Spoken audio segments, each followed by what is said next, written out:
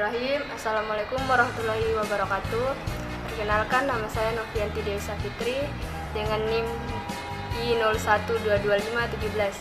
Sebelum itu, saya mengucapkan terima kasih kepada dosen pengampu, yaitu Bu Sulastri Yasim, SHMH, mata kuliah Hukum Perdata.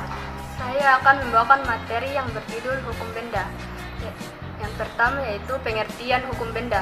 Pasal 499 KUHP Perdata, yaitu benda merupakan tiap-tiap barang dan tiap-tiap hak yang dikuasai oleh hak milik.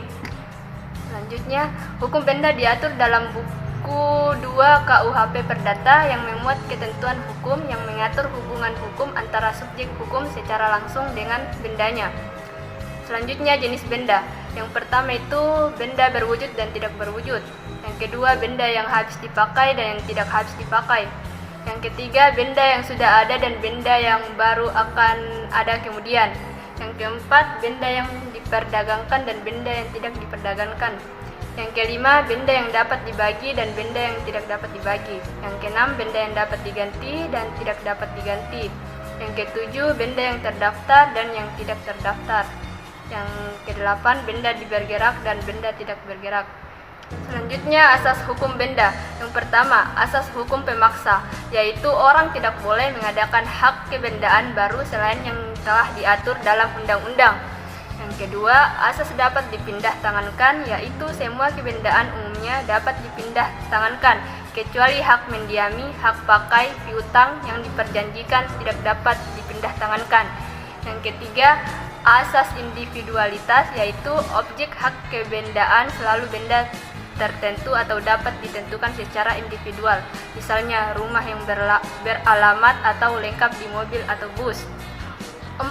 Asas totalitas, yaitu hak kebendaan selalu terletak di atas seluruh objeknya sebagai satu kesatuan, atau pasal 500, 588, 606 KUH Perdata.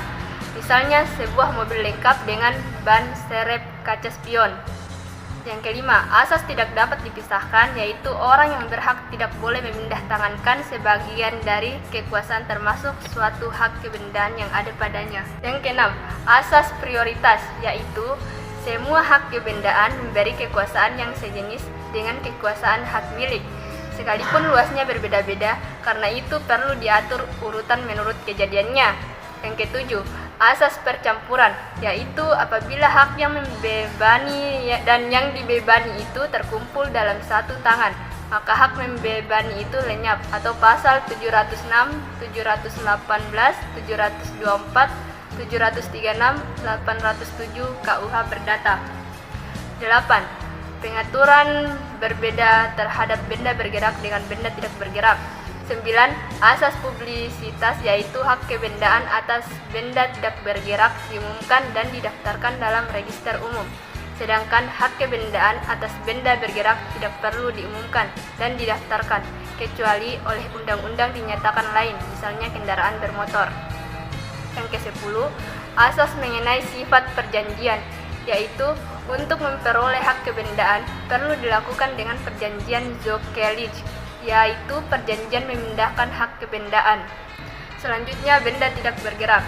Yang pertama, benda tidak bergerak karena sifatnya, pasal 506 KUH Per atau KUH Perdata. Yang kedua, benda tidak bergerak karena peruntukannya atau tujuan pemakaiannya, pasal 507 KUH Per. Yang ketiga, benda tidak bergerak karena ketentuan undang-undang, pasal 508 KUH Per. Selanjutnya, hukum benda diatur dalam buku 2 KUH Perdata yang memuat ketentuan hukum yang mengatur hubungan hukum antara subjek hukum secara langsung dengan bendanya. Selanjutnya, benda bergerak. Yang pertama, benda bergerak karena sifatnya. Yang kedua, benda bergerak karena ketentuan undang-undang pasal 511 KUH Per. Selanjutnya, hak kebendaan. Hak kebendaan adalah suatu hak yang memberikan kekuasaan langsung atas suatu benda yang dapat dipertahankan terhadap setiap orang. Ilmu hukum dan perundang-undangan membagi hak keperdataan atas: yang pertama, hak-hak kebendaan, yaitu memberi kekuasaan atas suatu benda. Yang kedua, hak-hak perseorangan, yaitu suatu hak yang memberikan suatu tuntutan atau penagihan terhadap orang. Selanjutnya, ciri hak kebendaan. Yang pertama, bersifat mutlak atau absolut. Yang kedua, mempunyai sifat melekat, yaitu mengikuti benda bila dipindah tangankan. Yang ketiga, asas prioritas atau hak yang muncul terlebih dahulu lebih tinggi dari hak yang muncul belakangan. Yang keempat, hak preferen atau didahulukan. Baik, itulah tadi materi yang saya paparkan.